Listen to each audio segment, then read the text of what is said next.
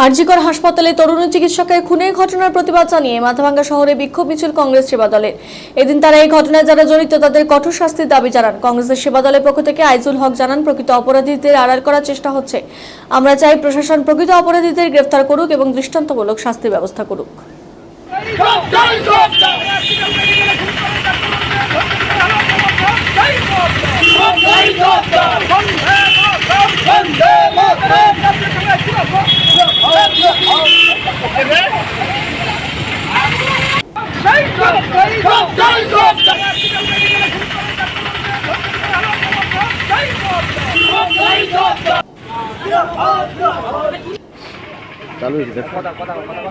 আজকে আপনাদের কিসের কর্মসূচি হলো?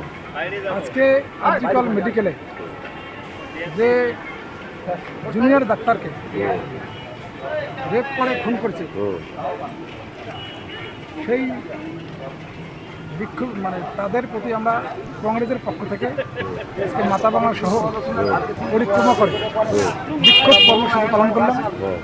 এবং এই কর্মসূচিতে আমাদের মোটামুটি 60 থেকে 70 জন লোক ছিল। এবং আমাদের যেটা দাবি, যারা আসল অপরাধী তাদেরকে আড়াল করার চেষ্টা করছে, তাদেরকে